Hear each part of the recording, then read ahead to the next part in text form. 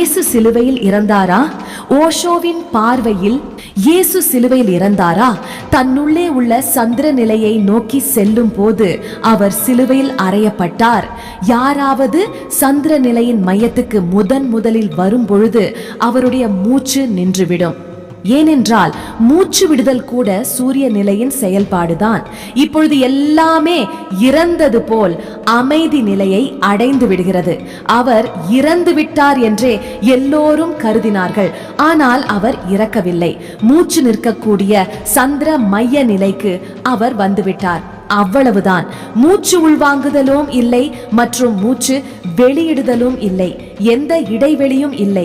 ஏதாவது ஒன்று இடைவெளியில் தங்கினால் அந்த ஆழமான சமநிலை முழு இறப்பை உண்டு பண்ணிவிடும். ஆனால் அது இறப்பு இல்லை.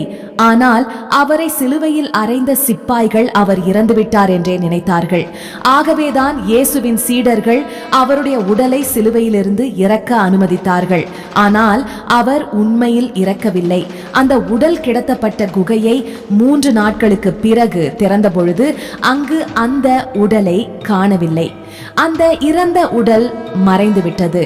3 நாட்களுக்கு பிறகு அவரை பேர் பார்த்தார்கள். ஆனால் அவர்கள் கிராமத்துக்கு சென்று இயேசு மீண்டும் உயிர்த்தெழுந்தார் என்று கூறிய பொழுது யாரும் அவர்களை நம்பவில்லை. பிறகு அவர் அங்கேயே தங்கிவிட்டார்.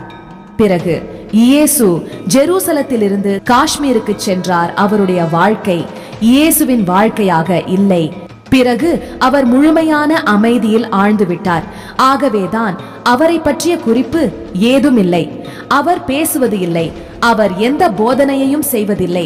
அவர் காஷ்மீரிலே தங்கிவிட்டார்.